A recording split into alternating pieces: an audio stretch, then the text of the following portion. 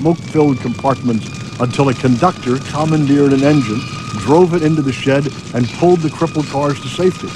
Flames leapt to the top of the roof, and sparks from the inferno threatened the girders of the Fox building, which was under construction across Market Street.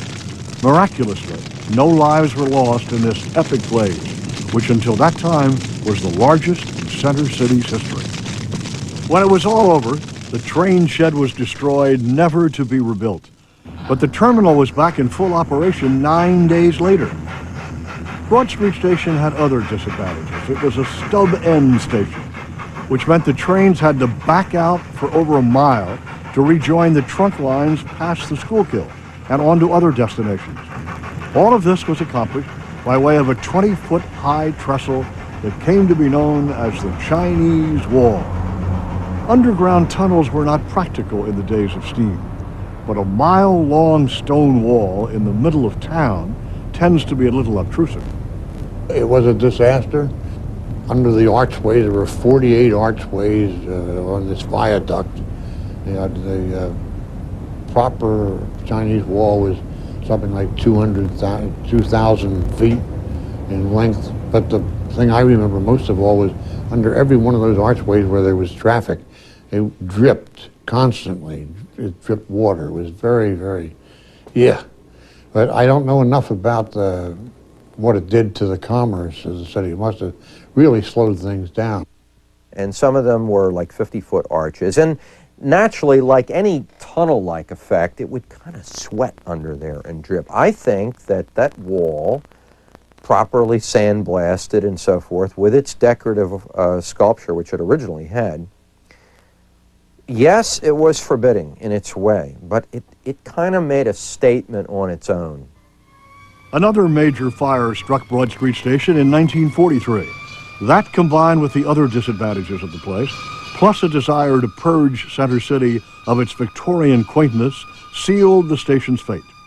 City fathers decided to replace the station and its Chinese Wall with a modern office complex to be called Penn Center.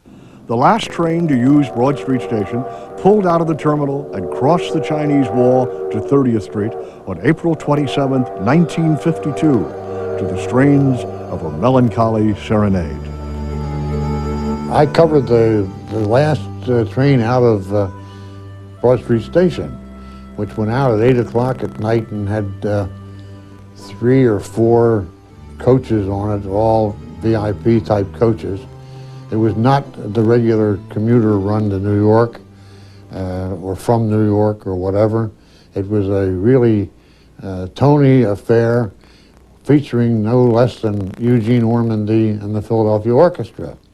There were actually about 4 or 5 people in the orchestra who were told off to get up on the thing and to look real official and to raise their instruments whichever way they had to and to play. And the maestro then led the rendition, and everybody sobbed a little bit about the station being closed. But one of the great lies has always been that they played their way out of Broad Street Station.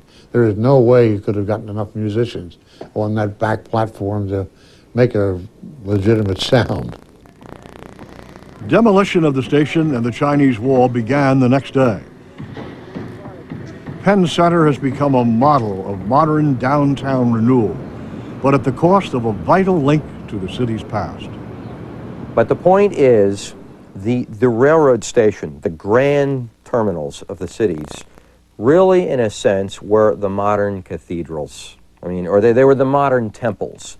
They would be to a city what, let's say, the triumphal arches were to Rome, or the Acropolis was to Greece.